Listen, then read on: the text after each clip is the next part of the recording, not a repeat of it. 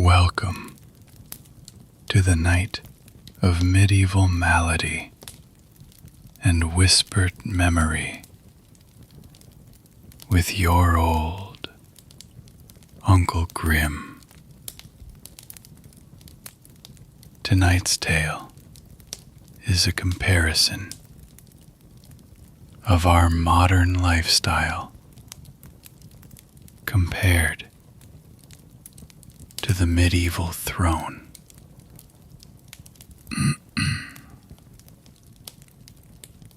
Before we continue,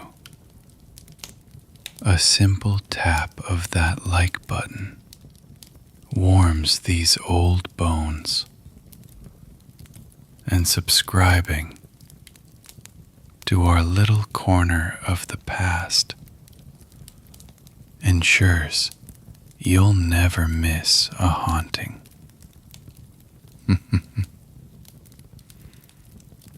And in the comments below, tell me where you're listening from tonight.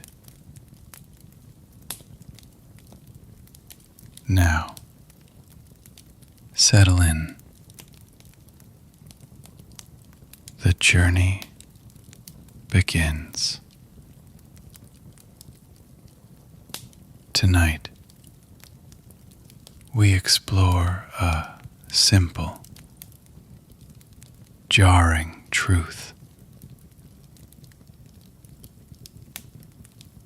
Tonight's story is called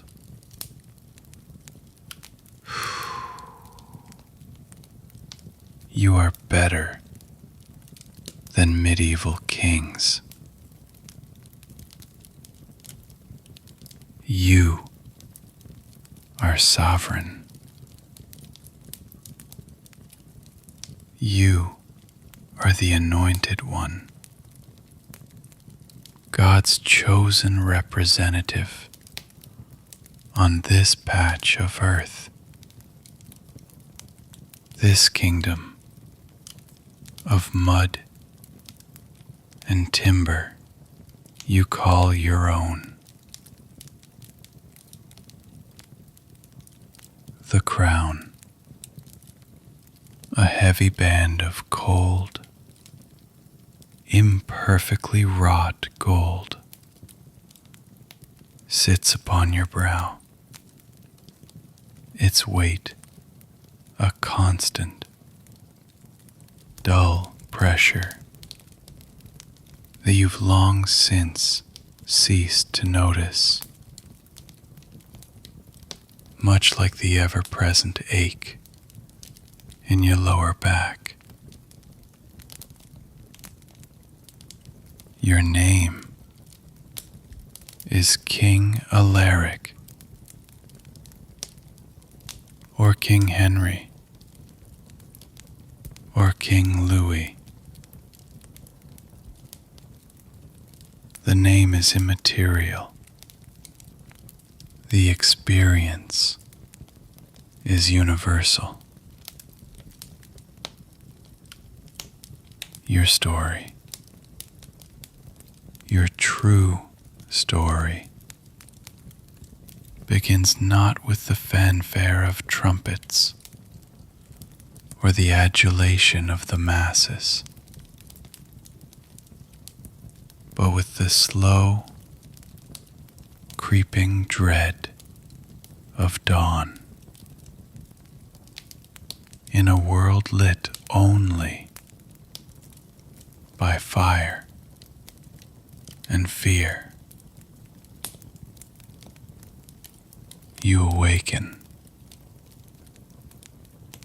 not to the gentle, programmed melody of a device on your nightstand, but to a profound and invasive cold.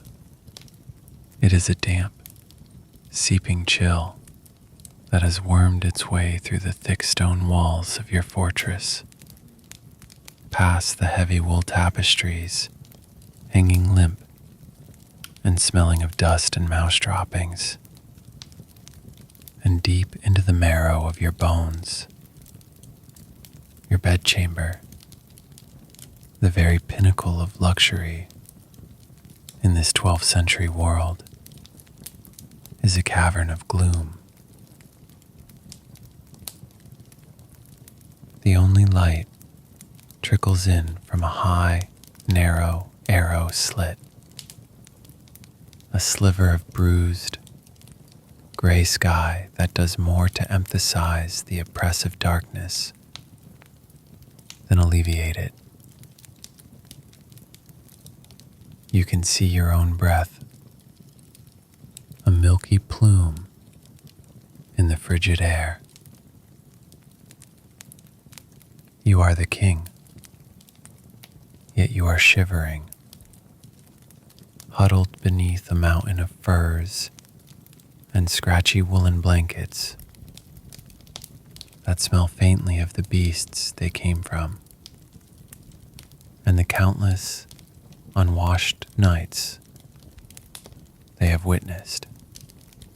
The bed itself is a grand affair, a four-poster monstrosity of dark carved oak, its canopy designed to catch the inevitable dust, spiders, and occasional drips of water that fall from the ceiling high above. But it offers little real comfort. The mattress you lie upon is not a cloud of memory foam. It is a canvas sack, a massive bag stuffed tightly with straw, horsehair, and perhaps some dried heather to ward off the worst of the pests. Over the months, it has compressed and matted, forming lumps and valleys that conform not to your body, but to their own stubborn topography. Every night is a battle to find a position that doesn't leave a limb numb or a joint screaming in protest. You shift, and the straw rustles loudly, a dry, whispering sound that seems to mock the very idea of restful sleep. Rats, your nocturnal companions, scrabble and squeak within the walls, their sounds so common they have become a form of silence. Privacy is a concept that has not yet been invented, at least not for a man of your station. Your life is a public performance from the moment you wake. They are your bodyguards, your valets, your companions. They are also your constant audience. One of them, a young squire named Thomas, with sleepy eyes and perpetually greasy hair, begins to stir as he hears you move.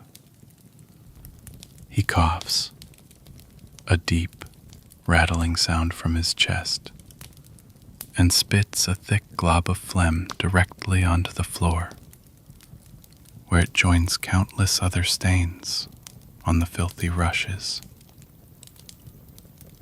This is your floor. Not polished hardwood or soft carpet, but a layer of dried reeds and grasses strewn over the cold flagstones. In theory, it's meant to provide some insulation and be swept out regularly. In practice, it is a repository for months, sometimes years, of filth. Spilled wine, gnawed-on bones tossed from a meal, spittle, vomit, dog excrement, and anything else that falls from life's messy table becomes part of this fragrant, slowly composting layer. When it gets too foul, a new layer of rushes is simply thrown on top of the old, creating a stratified history of decay beneath your royal feet. The smell, a rich, earthy aroma of damp, rot, and stale humanity, is the first thing you notice every morning and the last thing you smell at night. It is the perfume of your palace. Nature calls. This is not a trivial matter. There is no ensuite bathroom with a heated floor and a porcelain throne. Your first destination is the chamber pot, a heavy ceramic vessel tucked away in a corner of the room. One of your attendants retrieves it for you, his face impassive. He holds it for you as you relieve yourself, the sound echoing slightly in the quiet room. There is no flush, no running water, no air freshener. The contents will be unceremoniously emptied out of that very same arrow slit window to join the rest of the castle's waste in the moat or the courtyard below. A detail you try not to think about when you walk those same courtyards. Sometimes, for more serious business, you might use the guardrobe. This is the height of medieval sanitation technology. A small, closet-like room built into the outer wall of the castle, with a stone or wooden plank that has a hole in it. The hole opens directly to the outside, a straight drop down the castle wall into the moat or a designated cesspit. It is cold, drafty, and terrifyingly public. The wind howls up from below, bringing with it the stench of the collective waste of your entire household. Cleaning yourself involves a handful of hay, straw, or perhaps, if you are feeling particularly decadent, a scrap of old linen. The concept of soft, disposable paper is a fantasy more outlandish than a fire-breathing dragon. Now, it is time to face the day, a process that is less about personal grooming and more about assembling a facade. An attendant brings a basin of water. It is not hot. The effort required to heat a significant amount of water over the castle's kitchen fires is immense, and such a luxury is reserved for the occasional, full-body bath, an event that might happen a few times a year if you are particularly fastidious. This water in the basin is frigid, drawn from the castle well this morning. You splash it on your face. The shock of the cold, a brutal but effective way to banish the last vestiges of sleep. You might run a coarse linen cloth over your skin, but soap is a rare and precious commodity. A caustic block of rendered animal fat and ash that strips the skin and leaves behind a film. Your teeth. Oh, your poor teeth. You take a twig from a hazel tree, chew on the end to fray it into a soft brush, and rub it against your teeth. There is no minty paste. You might use a bit of salt or powdered chalk as an abrasive, or perhaps a cloth dipped in a mixture of water and herbs. But the battle against decay, a man who smells of boiled herbs and misguided confidence, has offered to pull them. His tools are a pair of fearsome-looking pliers, unwashed from their last use. There is no anesthetic, save for a large quantity of wine and a leather strap to bite down on.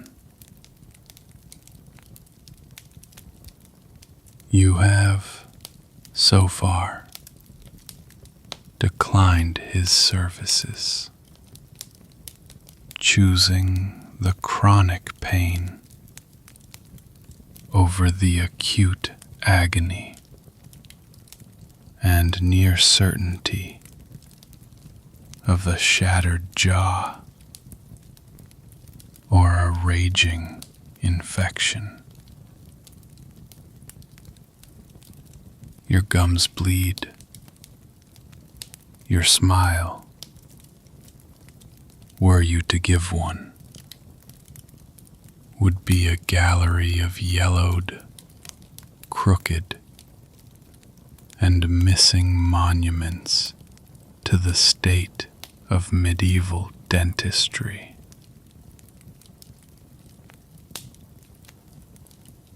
Getting dressed is not a matter of choosing an outfit. It is a ritual of layering against the cold and the filth, performed with the help of at least 2 servants. First comes the undertunic or chemise, a long shirt of coarse, undyed linen. It is your primary undergarment, changed perhaps once a week, if you are lucky. It is scratchy against your skin, and you can feel the stiff, rough texture of the homespun fabric with every move. Next comes the hose, 2 separate leggings made of wool, tied to a belt around your waist. They are baggy in some places and tight in others, and they offer little protection from the cold, but a great deal of potential for chafing. Over this, the main tunic, your symbol of status. It might be made of finer wool, perhaps even dyed a rich color, like blue from woad, or a murky red from madder root. The truly vibrant colors, the scarlets and purples, are astronomically expensive, reserved for the most important state occasions. This everyday tunic is functional. It is heavy, thick, and smells of wood smoke, damp wool, and stale sweat. Its seams are bulky, and the cut is rudimentary, designed for durability, not comfort. Finally, a heavy, fur-lined cloak is draped over your shoulders.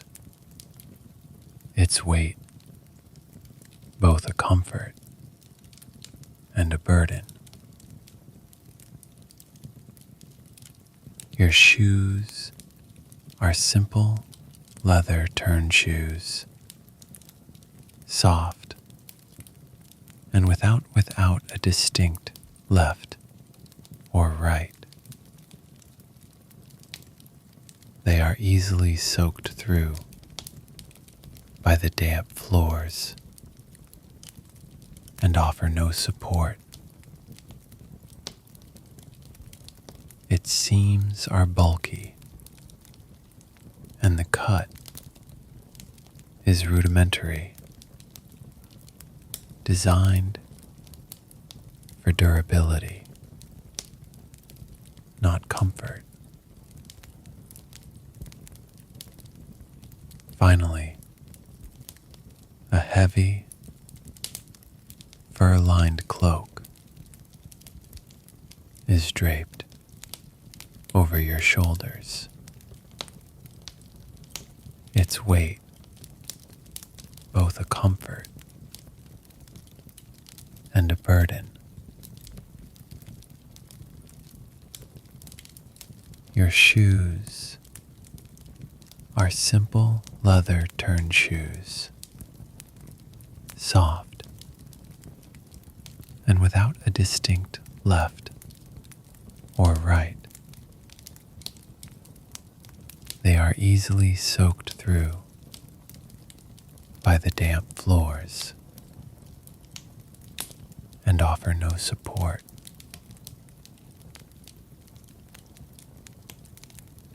This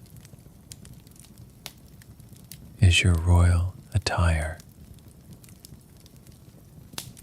It is heavy,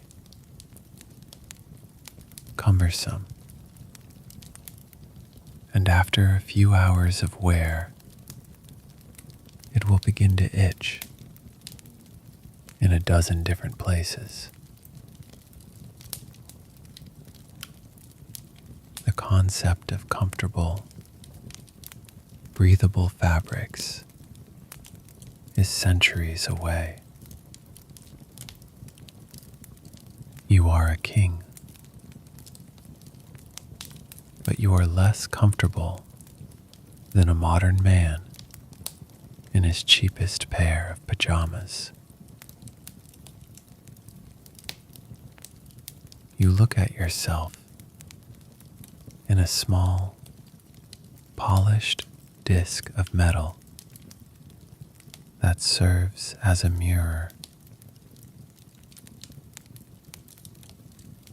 The reflection is dim. The face that stares back is pale, the skin sallow. There are dark circles under your eyes from a night of poor sleep.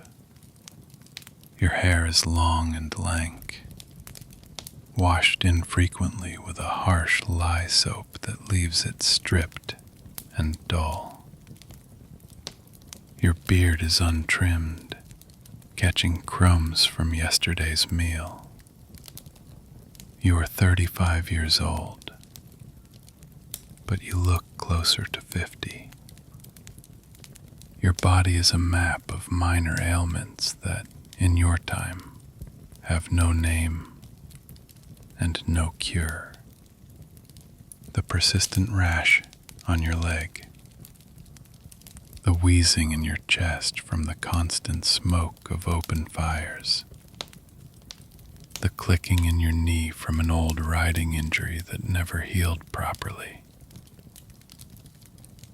You are the most powerful man in the kingdom, and you are in a state of perpetual, low-grade physical misery. Every single day begins like this, not with power, but with cold, not with luxury, but with filth, not with comfort, but with a dozen nagging aches and pains that will be your companions until the day you die, which, statistically speaking, will be quite soon. Now, as your attendants fuss with the final clasp on your cloak, your thoughts turn to the first and most important matter of the day: breaking your fast. The great hall awaits. You step out of your bedchamber, your soft leather shoes making little sound on the stone corridor, a stark contrast to the echoing clank of the guardsmen who fall into step behind you. The corridor itself is a tunnel of perpetual twilight. The same narrow arrow slits that offered such a miserable view from your bedroom are the only source of light here, casting long, distorted rectangles of gray. The air is thick with the smell of stale ale, unwashed bodies, and the ever-present smoke from countless torches and candles that have stained the ceiling a greasy, permanent black. The walls are bare, cold stone, weeping with condensation that makes the floor slick and treacherous in places. You walk with a careful, practiced gait, aware that a simple slip on this uneven floor could result in a broken bone, a potentially fatal injury in this age without plaster casts or sterile operating theaters. You pass servants scurrying about their morning duties, their heads bowed, their eyes averted. You are the king, a figure of awe and terror, but they see the reality of your life in the crust of sleep in your eyes and the faint aroma of the chamber pot that clings to your clothes. You enter the great hall, the heart of your castle and your kingdom. It is a vast, cavernous space, its ceiling a complex web of massive oak beams, blackened by centuries of soot. The sheer scale is meant to inspire awe, to communicate power. But today, it just feels empty and cold. A massive fire roars in the central hearth, a pit in the middle of the floor.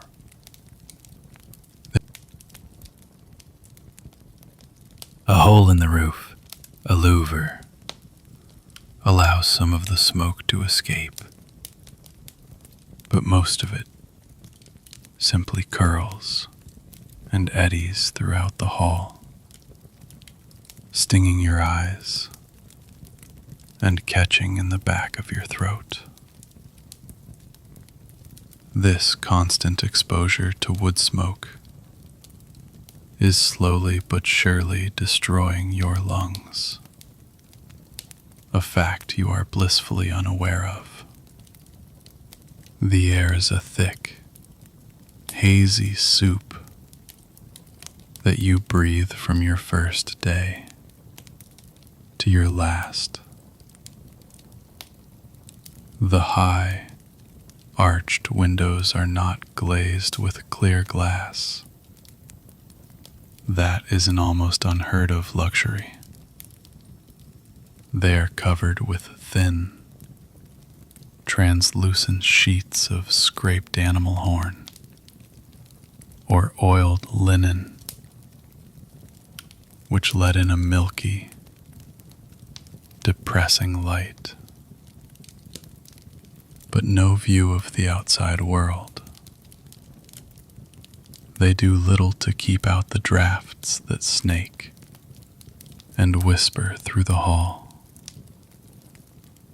making the tapestries that depict faded hunting scenes and biblical allegories tremble and sway as if alive.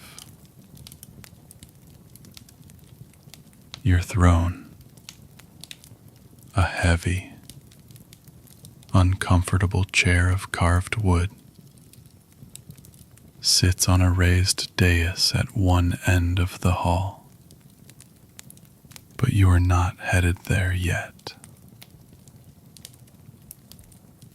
The trestle tables are being set up for the morning meal by harried servants.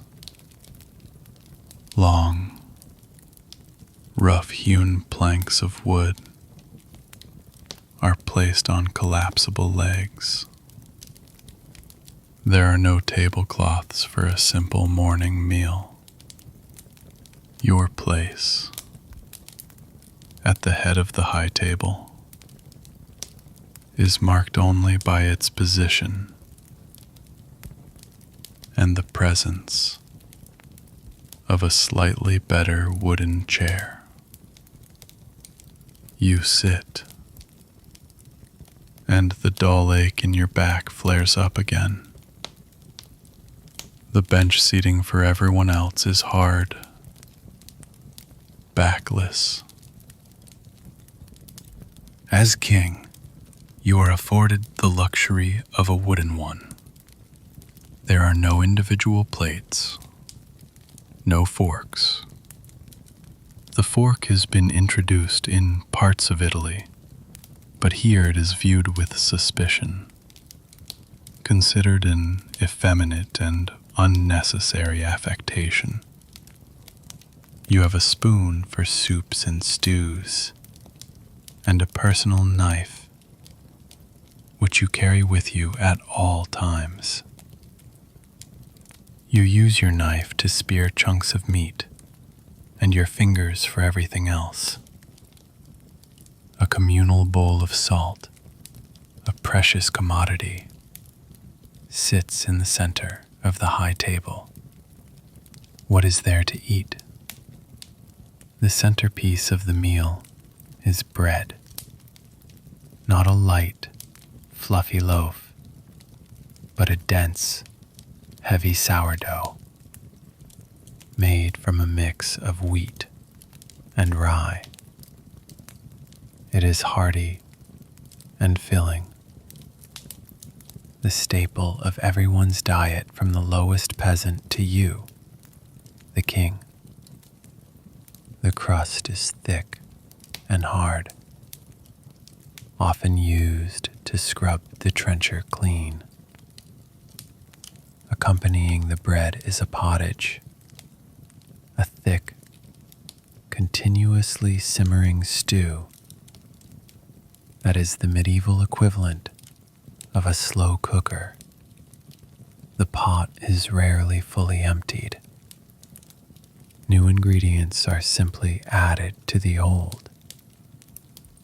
Today it seems to be made of onions, leeks, and some wilted greens from the castle garden, boiled into a gray, unappetizing mush. There is also meat. As king, you eat meat every day, a sign of your immense wealth and status. Today it is salted pork, boiled to remove some of the overpowering saltiness from its preservation. It is tough, greasy, and incredibly salty. There might also be some cheese, hard and sharp, its rind waxy with age. To drink, you have a choice. Water, drawn directly from the well, is often suspect. It can be cloudy, taste of mud, and carry invisible diseases like dysentery and typhoid that can sweep through a castle and kill dozens, regardless of rank. The safer and far more common choice is ale. Everyone, from children to the elderly, drinks what is known as small beer, a low alcohol brew that is a primary source of calories. Your ale is stronger, darker, served in a pewter tankard. It is thick, cloudy with sediment from the brewing process, and has a sour, yeasty taste. It is drunk at room temperature, which is to say, it is cold. This is your breakfast: salty meat, bland stew, hard bread, and sour ale. There is no coffee, no tea, no orange juice. The potato and the tomato are unknown in your part of the world, residing in a continent you do not know exists. Spices like black pepper and cloves are fantastically expensive, imported from the East at great cost, and are used sparingly, more as a way to display wealth than to truly flavor food. The overwhelming taste profile of your diet is salt, grease, and sourness. You eat with your hands, tearing at the pork with your teeth. Grease runs down your chin and onto your beard. You wipe your hands on a napkin, or more likely, on the bread or your tunic. The dogs that roam the great hall, a mangy pack of hounds and terriers, gather at your feet, waiting for the scraps and bones you toss onto the floor. Their presence adds to the noise and the smell. You watch the others at your table. They eat with a noisy, animalistic hunger, shoveling food into their mouths, belching loudly, and spitting unwanted gristle directly onto the rushes. Conversation is loud and boisterous, a competition of boasts and crude jokes. There is no delicacy here. Life is hard, and meals are a necessary and often brutish refueling. As you chew on a particularly tough piece of pork, a familiar, throbbing pain begins in your molar. It starts as a dull ache and quickly sharpens into a searing agony that radiates through your entire jaw. You press your tongue against it and wince. Court physician, Master Elmsworth, notices your discomfort.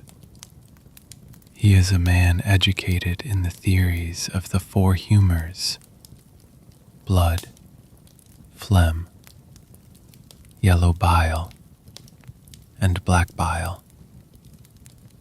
All illness, he believes, is a result of an imbalance of these fluids in the body. His diagnosis for your toothache would be an excess of one humor, perhaps phlegm, caused by the cold morning air. His prescribed treatment might involve bloodletting to drain the bad blood, or applying a poultice of pigeon droppings and nettles to your cheek. He might recommend a diet of hot and dry foods, like roasted meats and spiced wine, to counteract the cold and wet nature of the phlegm. None of it will work. The infection will continue to fester, the bacteria multiplying in the root of your tooth. The pain will become unbearable, a constant, debilitating torment. The infection will spread to your jawbone. Your face will swell. You will develop a fever, and you will be unable to eat.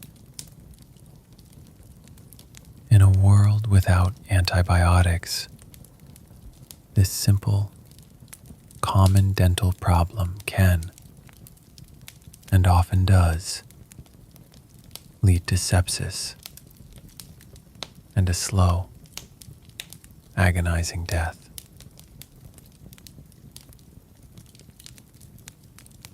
You,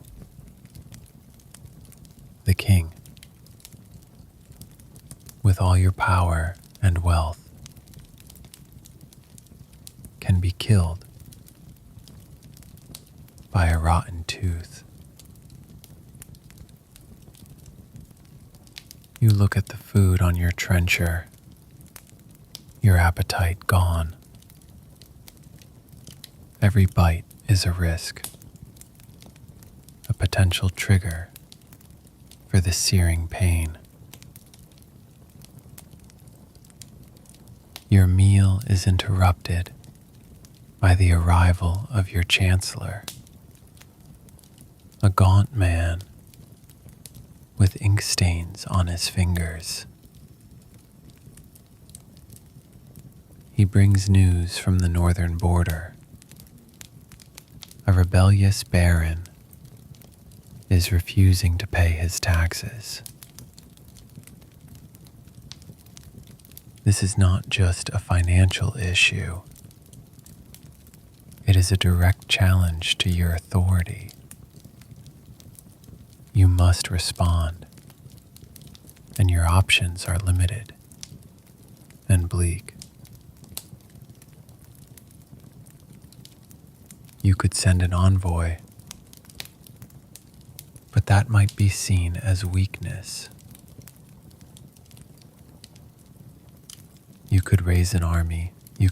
A campaign means months away from your castle, living in tents, eating spoiled food, and risking death, not just in battle, but from the rampant diseases that tear through army camps.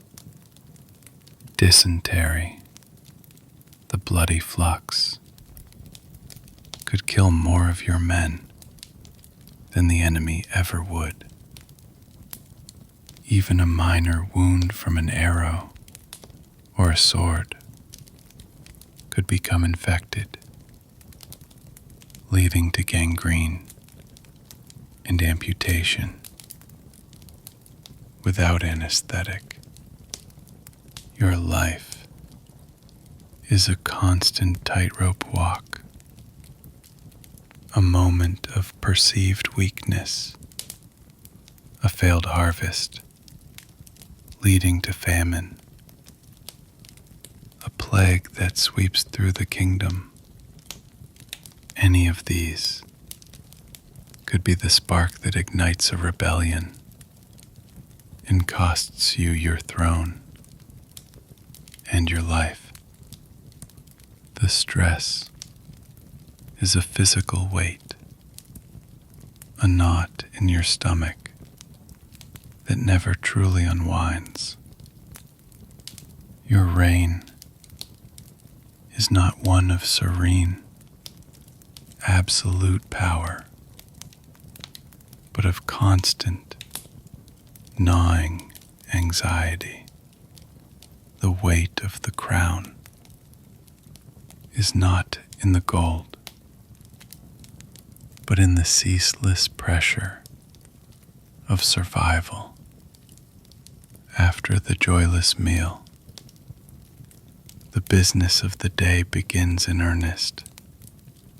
The great hall transforms from a dining room into a throne room, an audience chamber, and a court of law. You take your seat on the throne, the hardwood unforgiving against your aching back. The dais elevates you, sets you apart, but it also makes you a target, a focal point for every grievance, every plea, every ambitious glance in the kingdom. The petitioners line up, a sad parade of your subjects. A farmer whose crop was trampled by a nobleman's hunting party seeking justice. He is dressed in rags, his face weathered and weary, you know that siding with him against a powerful lord could alienate an important ally. Yet ignoring his plea would sow resentment among the common folk. You dispense a judgment that satisfies no one, a careful political calculation dressed up as royal wisdom. You look out over the sea of faces and see the state of their health reflected in their skin. You see the pock marks left by the smallpox, the open sores of scrofula, the vacant stares of those addled by ergot poisoning from tainted rye bread. You see missing teeth, clouded eyes, and limbs twisted by rickets or old, badly healed injuries. This is the reality of your kingdom's health. Life is short and often painful. A simple cut can kill. Childbirth is a deadly gamble for women. Half of all children will not survive to adulthood. The plague, the great pestilence, is a constant, terrifying rumor from the east, a specter of unimaginable death that haunts the edges of your world. You call for wine.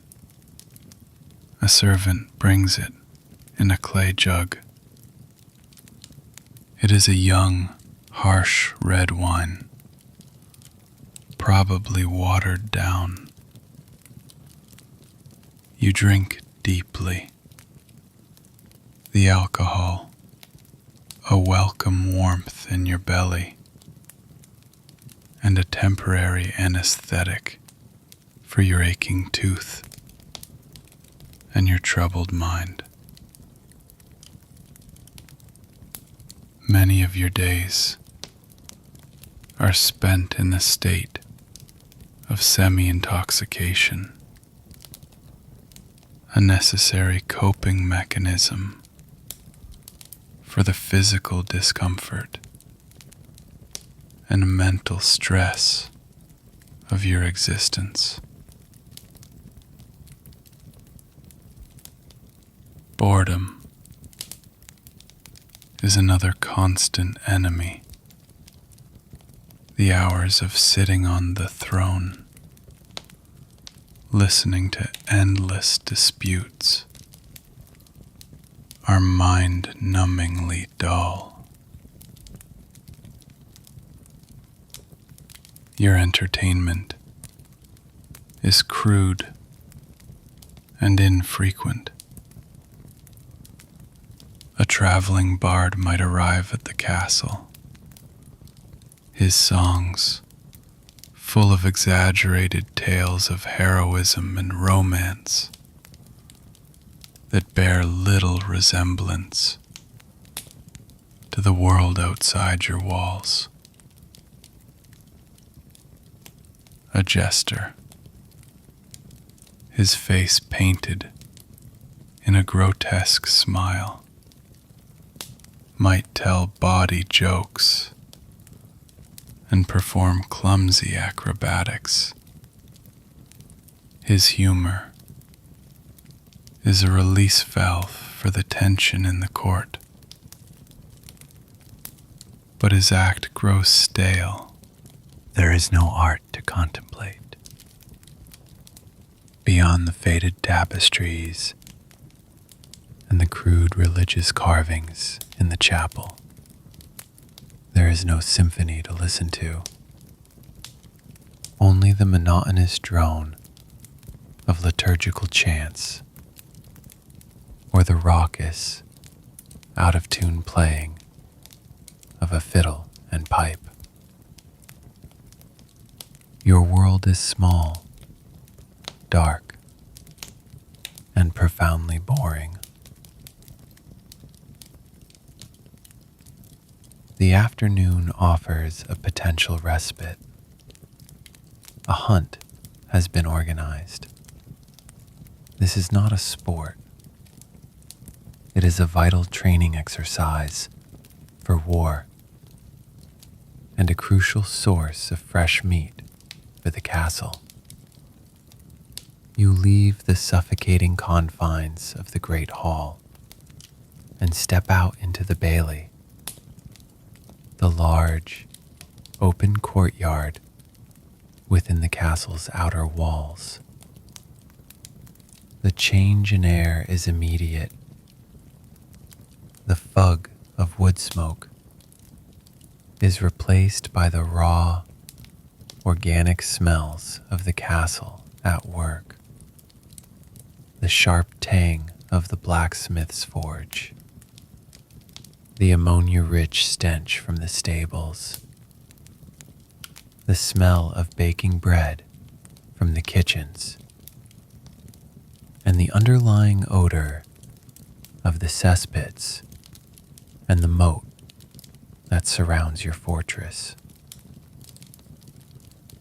The ground is not paved or cobbled, but a sea of churned mud mixed with animal dung, straw, and discarded refuse. Chickens and pigs wander freely, rooting through the filth for anything edible. You pull your heavy cloak tighter around you as you walk towards the stables, your boots sinking into the muck. The castle itself is your home, your refuge, and your prison. It is a masterpiece of defensive architecture, not domestic comfort. You look up at the keep, the great stone tower that is the heart of your fortress. Its walls are immensely thick, designed to withstand the assault of siege engines.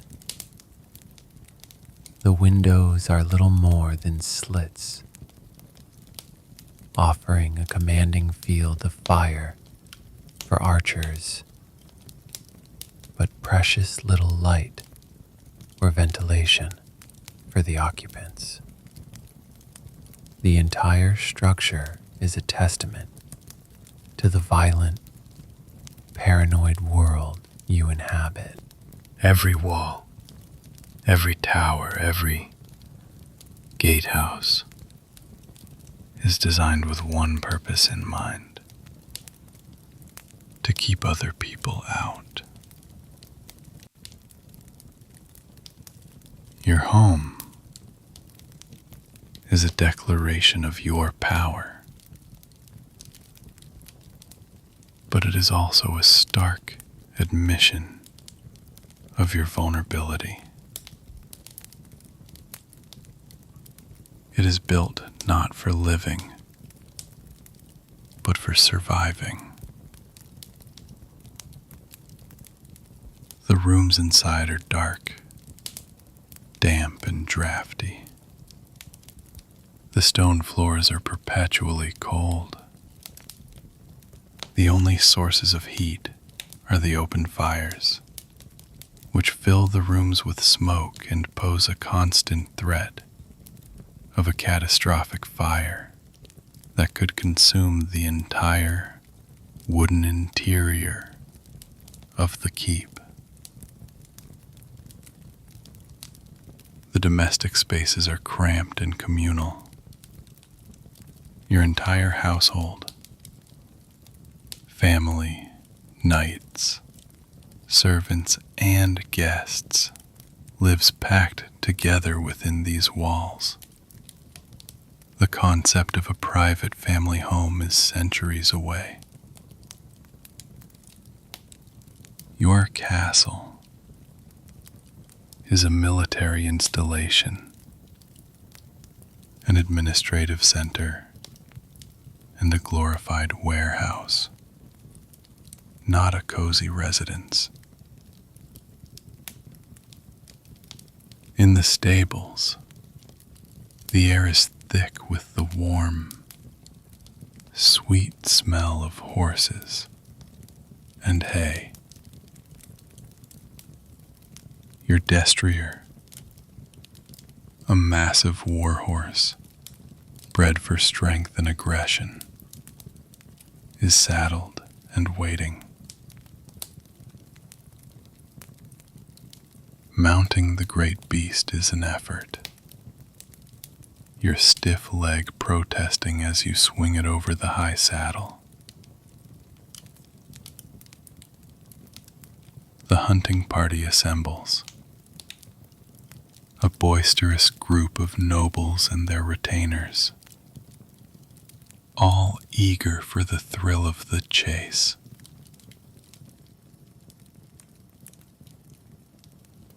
You ride out through the main gatehouse, over the drawbridge that spans the stagnant, garbage-choked water of the moat.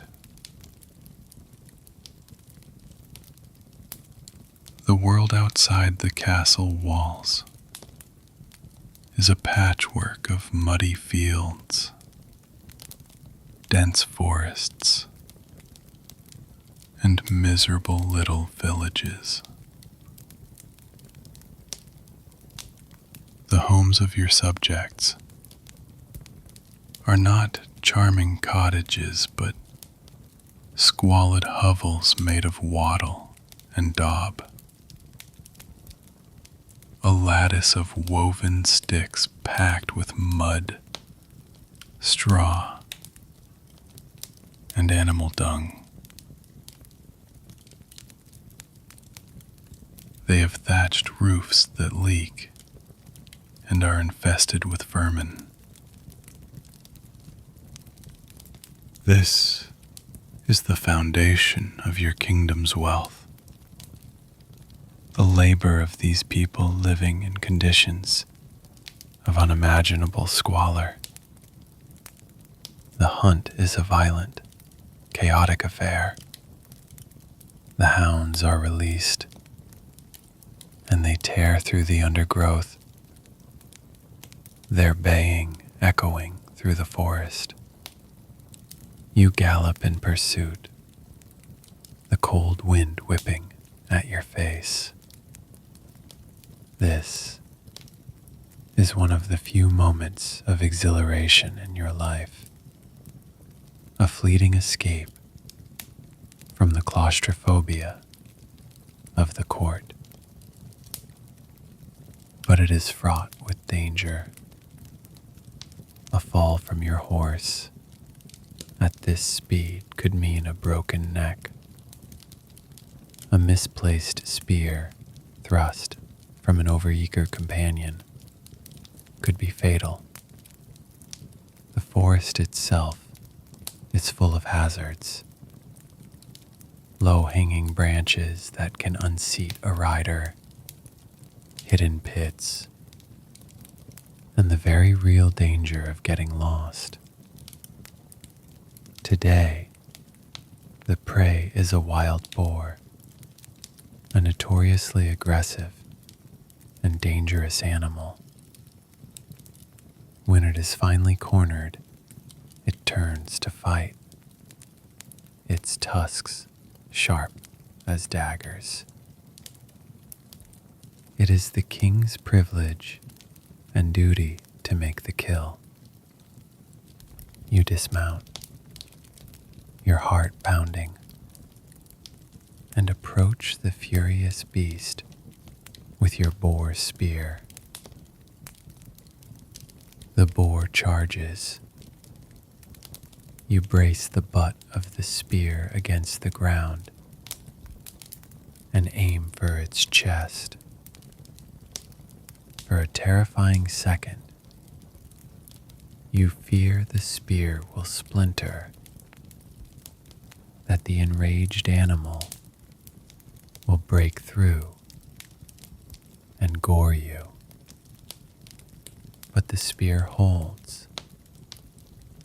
The boar impales itself, its death squeal, a horrific, piercing sound.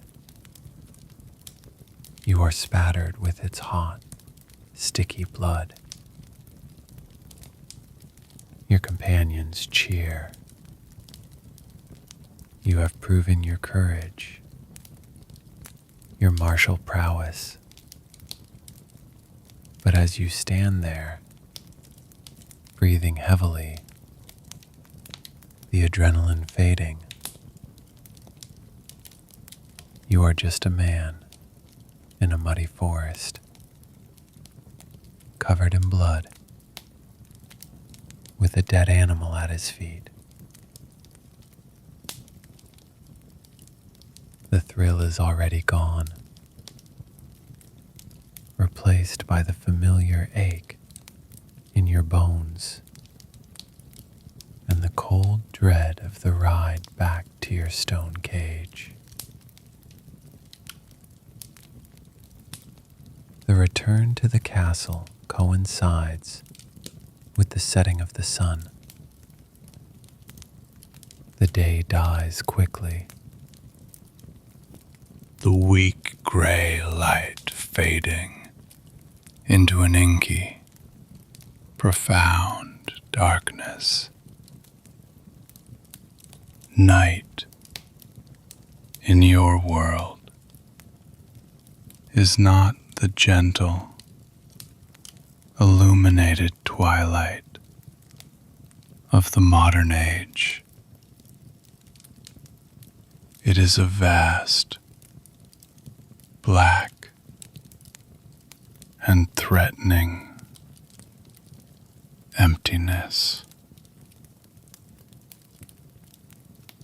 The castle is locked down, the gates barred, the drawbridge raised. The world outside is left to the bandits, the wolves, and the things of superstition that thrive in the darkness.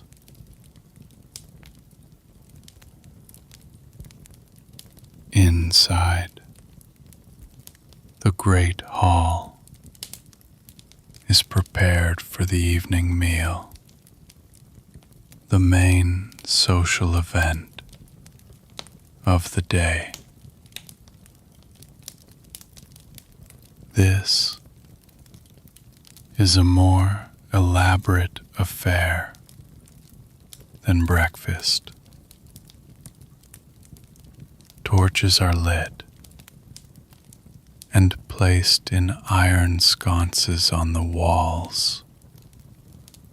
Their flickering, resinous flames, casting long, dancing shadows and adding another layer of smoke to the already thick atmosphere.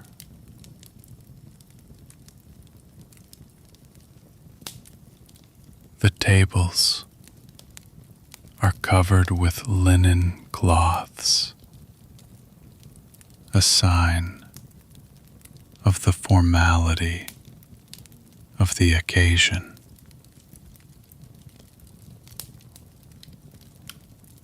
You eat and drink heavily. The wine flows freely, and the ale is strong. This is the purpose of the evening: to eat until you are stuffed, to drink until you are numb. The conversation is louder, the jokes cruder, the boasts more outlandish. The bard sings his songs of chivalry, but his words are half drowned by the drunken shouts of the assembled knights. The sheer noise is overwhelming, a cacophony of clattering dishes, slurred speech,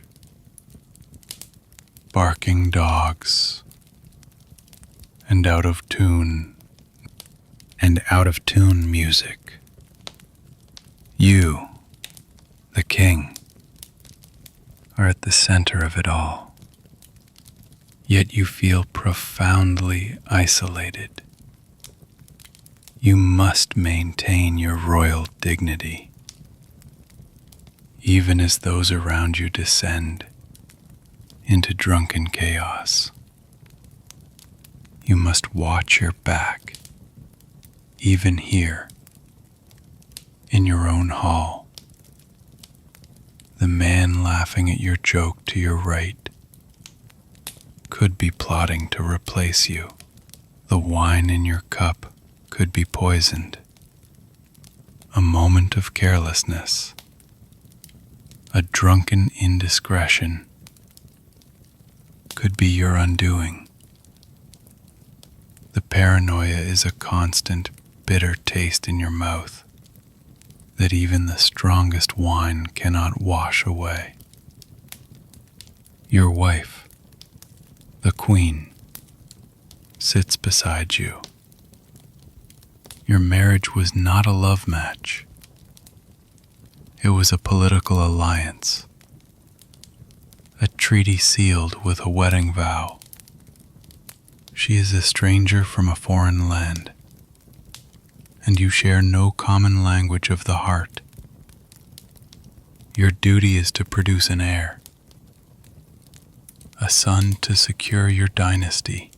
It is a duty you have performed with grim determination. But the bedchamber is another cold, political theater. Your relationship is formal and distant, punctuated by the silent, desperate hope that each coupling will result in a healthy male child. You have lost 2 infant sons already, and a daughter who barely survived her first year. The queen is a sad, isolated figure, a pawn in the games of men, her value tied entirely to the state of her womb. There is no companionship, no shared intimacy, only the shared burden of your gilded cage.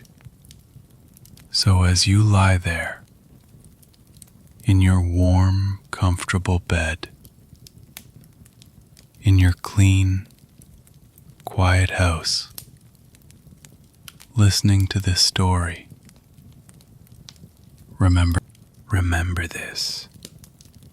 You, in your ordinary, everyday life, have a level of wealth, health, comfort,